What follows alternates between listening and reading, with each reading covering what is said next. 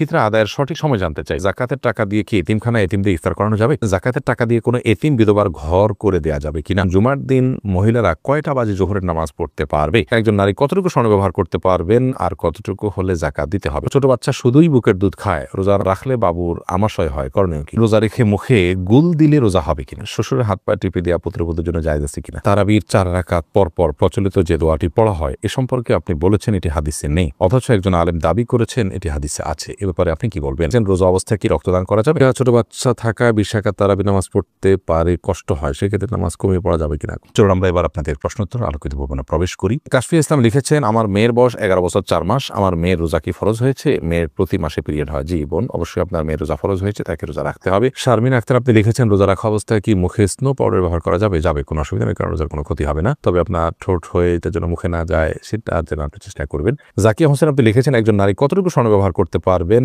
আর কতটুকু হলে জাকাত দিতে হবে? দেখুন, ব্যবহারের স্বর্ণে জাকাত দিতে হবে, এটাই অধিকতর শক্তিশালী মত। যদি অনেক ওলামা ইকরাম বলেছেন ব্যবহারের স্বর্ণে জাকাত দিতে হবে না। অতএব আপনি কতটুকু স্বর্ণ ব্যবহার করছেন এটি ইস্যু নয়, আপনি যতটুকু স্বর্ণ ব্যবহার করছেন এটা নেশাবে পড়ছে কিনা, নেশাবে পড়লে আপনাকে জাকাত দিতে হবে, সেটা কম হোক আর বেশি হোক, যদি নেশাবে হয় আপনাকে জাকাত দিতে হবে। শিমু খান আপনি লিখেছেন, জাকাতের টাকা দিয়ে কি এতিমখানায় এতিমদের ইফতার করানো যাবে?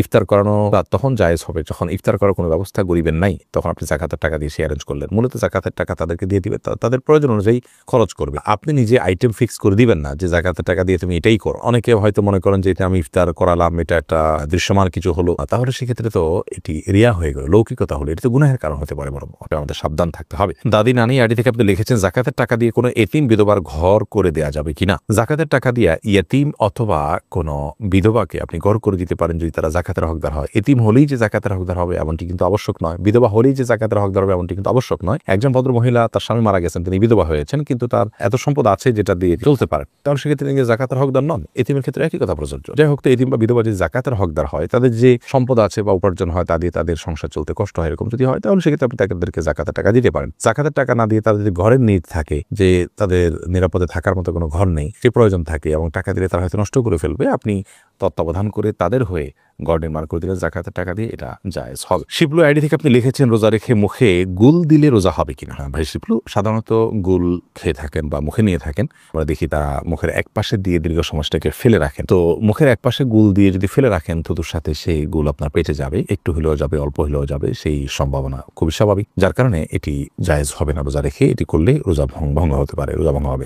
আপনি লিখেছেন, শ্বশুরের হাত পা টিপে দেওয়া পুত্রবধূর জন্য জায়েজ আছে কিনা? এটা করা উচিত নয়, কারণ হলো শ্বশুর তার হাত পা যদি পুত্রবধূ টিপেন, তাহলে সেক্ষেত্রে মানে কল্পনার জেনার দুয়ার উন্মুক্ত অন্তত হতে পারে, কমপক্ষে এতটুকু হওয়ার সম্ভাবনা আছে, যার কারণে গুনাহের দ্বার পর্যন্ত বন্ধ করতে হয়, এটাকে সাদ্দু জারায়া বলা হয়। তো যার কারণে এটা জায়েজ নয়। পুত্রবধূ শ্বশুর অন্য সেবা করবেন, তবে হ্যাঁ, শ্বশুর অনেক বৃদ্ধ, এত বৃদ্ধ যে এ ধরনের কোনো আশঙ্কা নাই, তাহলে সেক্ষেত্রে এটি করা যেতে পারে যদি একান্ত নিরুপায় থাকে, অন্য কেউ না থাকেন এবং এটা যদি খুব বেশি জরুরি হয়, অর্থাৎ অনেকগুলো শর্তের উপর ভিত্তি করি। এরপর প্রশ্ন, ছোট বাচ্চা শুধুই বুকের দুধ খায়, রোজা রাখলে বাবুর আমাশয় হয়, করণীয় কি? একটু কষ্ট করবেন, প্রয়োজনে দিনের বেলা ঘুম পাড়িয়ে রাখবেন, আপনি নিজেও ঘুমাবেন, রাতের বেলা একটু জেগে থাকবেন, অর্থাৎ অভ্যাস একটু পাল্টাবেন, তাতে তো রাতেও তো আপনি দীর্ঘ সময় না খাওয়াই থাকেন, সেভাবে থাকবেন। এবং একটু কষ্ট হলে ডাক্তার দেখান, বিকল্প বের করেন, অর্থাৎ রোজাটা ফরজ বিধান, এই ফরজ বিধান আবশ্যক হওয়ার কারণে রোজা রেখে অন্যান্যগুলোকে কিভাবে ওভারকাম করা যায় সেই চেষ্টাটা আমাদের থাকতে হবে। আয়েশা সিদ্দিকা, ছোট বাচ্চা থাকা 20 রাকাত তারাবি নামাজ পড়তে পারে, কষ্ট হয়, সেক্ষেত্রে নামাজ কমিয়ে পড়া যাবে কিনা? কখন আপনি অসুবিধা হলো কম পড়লেন, কোনো অসুবিধা নেই, নফল যেহেতু এটা আপনার অসুবিধার কারণে আপনি একটু কম পড়লেন বা ভেঙে পড়লেন, এই সুযোগগুলো কিন্তু আছে। হাবিবা আইরিন আপনি লিখেছেন, জুমার দিন মহিলারা কয়টা বাজে জোহরের নামাজ পড়তে পারবে? জোহরের ওয়াক্ত হওয়ার পরেই পড়তে পারবে, মসজিদে জুমার নামাজের জামাত হওয়ার পরেই পড়তে হবে এমনটি অনেকে মনে করেন, অথচ এমনটি কোনো আবশ্যক নয়। আপনি চাইলে জুমার নামাজের আগেও, অর্থাৎ ওয়াক্ত হয়ে গেছে জোহরের 12টা আজকে জোহর ওয়াক্ত হয়ে গেছে, এরপর থেকে আপনি বাসায় জোহর পড়তে পারেন। মাজিদুল ইসলাম আপনি লিখেছেন, প্রবাসীদের ফিতরা আদায়ের বিধান কি? আমরা কি দেশের হিসাব করে ফিতরা আদায় করবো নাকি যেখানে থাকি ওই জায়গার হিসাবে দিয়ে আলাদা? আপনি যেখানে থাকেন সেখানকে হিসাব করে আপনি ফিতরা দিবেন। ফিতরা কি আলাদা করে রেখে ঈদের পর আদায় করা যাবে? না, ঈদের পর আদায় করলে ফিতরা আদায় হবে না, বরং ফিতরা আদায় করতে হবে ঈদের সালাতের আগে। নবী করিম সাল্লাল্লাহু আলাইহি ওয়াসাল্লাম বলেছেন, মানআদ্দাহা ক্বাবলা সালাহ, যে ব্যক্তি ঈদের আগে ফিতরা আদায় করবে হিয়া মাকবুলা, তাহলে সেটা ফিতরা হিসেবে কবুল হবে। ওয়া মানআদ্দাহা বা'দা সালাহ, যে ব্যক্তি ঈদের পরে আদায় করবে ফাহিয়া সাদাকাতুম মিনাস সাদাকাত, 10টা সাদকার মধ্যে সাধারণ দান হবে। ফিতরার যে দায়িত্ব, সেই দায়িত্বের ফলে কিন্তু আদায় হবে না। রফিক আহমদ আপনি লিখেছেন, তারাবির 4 রাকাত পরপর প্রচলিত যে দোয়াটি পড়া হয় এ সম্পর্কে আপনি বলেছেন এটি হাদিসে নেই, অথচ একজন আলেম দাবি করেছেন এটি হাদিসে আছে, এ ব্যাপারে আপনি কি বলবেন? ভাই রফিক আহমদ, দুঃখজনক যে কথাগুলো ভালো করে অনেকে না শুনেই মন্তব্য করেন, আবার অনেকে শুনেও সেটাকে বিকৃত করেন। আমরা বলেছি তারাবির নামাজে 4 রাকাত পরপর যে দোয়া আমাদের দেশে পড়া হয়ে থাকে সুবহানাল মুলক ওয়াল মালাকুতে শেষ পর্যন্ত, এই দোয়া 4 রাকাত পর তারাবির পরে 4 রাকাত পরপর এই দোয়া পড়ার কথা হাদিসে নেই। আবারও বলছি, তারাবির 4 রাকাত পরপর এই দোয়া পড়ার কথা কোনো হাদিসে নেই, কোনো জাল হাদিসেও নেই। আবারও বলছি, তারাবির নামাজের 4 রাকাত পরপর এই দোয়া পড়ার কথা কোনো হাদিসে নেই। এই দোয়ার বিভিন্নভাবে এসেছে রুকুর তাসবিহ হিসেবে, সুবহানাল মালাকুতি ওয়াল জাবারুতি।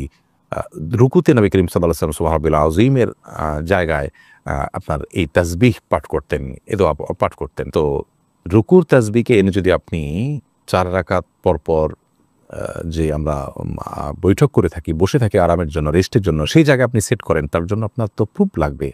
যেটা রুকুতে করতে বলা হয়েছে সেটা আপনি এখানে করছেন, তার ভিত্তিটা কি? সেখানে আমি বলেছি যে কোনো হাদিসের ভিত্তি নেই। তো সেই মর্মে যদি কোনো হাদিস থাকে যে হ্যাঁ তারাবির পর 4 রাকাত পরপর এই দোয়া পড়ার কথা বলা হয়েছে, তাহলে সেটা উপস্থাপন করা যেতে পারে। এরকম কোনো হাদিস তো নেই।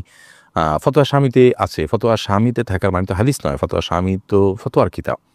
ফতোয়ার কিতাবে যদি কোনো কথা থাকে, কোনো আমলকে সুন্নাহ বলা হয় কথার কথা, কিন্তু হাদিসে তার কোনো প্রুফ না থাকে, তাহলে এটাকে আমরা সুন্নাহ বলতে পারি না। তো আমি যেটা বলেছি এটা পরিষ্কার যে 4 রাকাত পরপর, তারাবির 4 রাকাত পরপর এই দোয়া পড়ার কথা কোনো হাদিসে নেই। অতএব এই দোয়া আছে অন্য কোথাও পড়ার জন্য, সেই হাদিস এনে যদি আপনি 4 রাকাত পরপর পড়ার বিষয়টি প্রমাণ করেন, তাহলে সেটা তো অবশ্যই অগ্রহণযোগ্য এবং হাস্যকর হবে। আশা করি বিষয়টি পরিষ্কার হয়েছে। করিম আপনি লিখেছেন, ফিতরা আদায়ের সঠিক নিয়ম জানতে চাই, সঠিক সময় জানতে চাই। ফিতরা আদায়ের সঠিক সময় হলো চাঁদ উঠেছে শাওয়াল মাসের, অর্থাৎ ঈদের চাঁদ উঠেছে তখন থেকে নিয়ে ঈদের নামাজের আগ পর্যন্ত, এই টাইমটার মধ্যে, রাতের মধ্যে, সকালের আগে আগে আপনি গরিবের কাছে পৌঁছাবেন। এটা হলো ফিতরা আদায়ের মূল টাইম। এই সময়ের মধ্যে এত অল্প সময়, শর্ট টাইমে ফিতরা আদায় করা যদি কঠিন হয় মনে হয়, তাহলে 2-1 দিন আগেও ফিতরা আদায় করাকে জায়েজ বলেছেন ফুকাহায়ে কেরাম। তবে কোন অবস্থাতেই ঈদের নামাজের পরে আদায় করলে সেটি জায়েজ হবে না, যেহেতু হাদিসে সুস্পষ্টভাবে এবারে বক্তব্য রয়েছে। নবী সাল্লাল্লাহু আলাইহি ওয়াসাল্লাম বলেছেন, ফামান আদ্দাহা ক্বাবলাল সালাহ, যে ব্যক্তি ঈদের নামাজের আগে ফিতরা আদায় করলো, ফাহিয়া মাকবুলাহ, তাহলে সেটি ফিতরা হিসেবে আল্লাহর কাছে গ্রহণযোগ্য হবে ইনশাআল্লাহ। আর ওয়ামান আদ্দাহা বাদাস সালাহ, যে ঈদের পরে আদায় করবে, ঈদের নামাজের পরে, ফাহিয়া সাদাকাত মিনাস সাদাকাত, তাহলে সেটা অন্য 10টা সাদকার মতো একটা সাদকা বা দান হবে। এটা কোনো ফিতরা হিসাবে বিবেচিত হবে না। যাকাতের টাকা কাউকে না বলে দেওয়া জায়েজ হবে কিনা, এবং ভাই বোনকে যাকাত দেওয়া যাবে কিনা? ভাই বোন তারা যদি প্রাপ্তবয়স্ক হয়ে থাকে, অভাবী থাকে, যাকাতের হকদার থাকে, তাদেরকে অবশ্যই যাকাতের টাকা দেওয়া যাবে। যাকাতের টাকা দিয়ে স্বাবলম্বীও করে দেওয়া যাবে, এবং যাকাতের টাকা দেওয়ার সময় যাকাত যিনি নিচ্ছেন তাকে না বলেও দেওয়া যাবে। আপনি মনোনিয়ত করলেন যাকাত দিচ্ছেন, তাকে বললেন যেটা আপনি খরচ করেন, আপনি নিয়ত করলেন যাকাত থেকে দিচ্ছেন, এটা যথেষ্ট হবে। তাকে বলে দেওয়াটা এটা আবশ্যক কোনো বিষয় নয়।